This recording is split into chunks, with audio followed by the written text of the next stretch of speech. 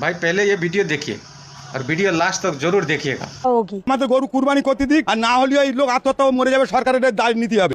সব নিয়ে গিয়ে আমাদের নবান্নকে দাঁড় করাতে হবে। গরু নিয়ে নবান্নে পৌঁছে যাবেন। 14 বছর পরে গোমাতাকে খাওয়া যাবে। তাহলে এই 14 বছরের জন্য কি শুধু তোমাদের গোমাতা? এই বিকল্প রাস্তা বার করে দিক, নইলে তো আমাদের মরা ছাড়া কোনো লাইন নেই। এক্ষুনি যে তাহলে হচ্ছে গলায় দড়িতে মরলে ভালো হয়। তো সরকারকে বলবো এইভাবে না মেরে আমাদের হাতে বিষ তুলে দেখ, আমরা বিষ খাই। আমাদের তো গরু বিক্রি না করলে আমাদের চলবে না, আমরা কি করে খাবো? আমাদের তো ব্যবসায়ী এইটা, দুধ শেষ হবে গরু বিক্রি করবো। গরু নিয়ে তাহলে নবান্ন ছেড়ে দিয়ে আসবো না বেঁধে দিয়ে আসবো? তাহলে বলছি এই গরু নিয়ে নবান্নে পৌঁছে যাবেন। একটা গরুর দাম 2 লাখ 2.5 লাখ টাকা বিক্রি করে, বউদের গয়না, শ্বশুর বাড়িতে গয়না এনে, ভাইদের গয়না নিয়ে সব বন্ধক দিয়ে এসব গরু বাছুর খেয়ে মানুষ করেছি। এইসব টাকা আমরা কি দেবো? ইন্টারনেটের টাকা লোয়ার এসে 5 লাখ টাকা, এসব টাকা আমরা কমতে দেবো? তাহলে তো আমাদের তো পালাবার ছাড়ার রাস্তা নেই। আত্মহত্যা করতে হবে। আমার এখন 15 লাখ টাকা দেনা আছে। আমাদের রাস্তায় বসে যেতে হবে। ছেলের আমার পড়াশোনা শেষ হয়ে যাবে, বন্ধ হয়ে যাবে। আমাদের মরণ ছাড়া রাস্তা নেই, গরুগুলো কি করবো আমরা? আমাদের কোনো বিকল্প নেই। ছেলের আমার কান্নার অবস্থা, মা আমার পড়াশোনা বন্ধ হয়ে গেলে আমি কি করব? দাঁড়িয়ে আছি ভাঙড় থানা নারকেল বেরিয়ার ঘোষ। तो वीडियो देखकर कैसा लगा? अगर अच्छा लगे तो शेयर और लाइक ज़रूर करना और कमेंट में ये बताना है कि परेशानी में कौन पड़ गया है।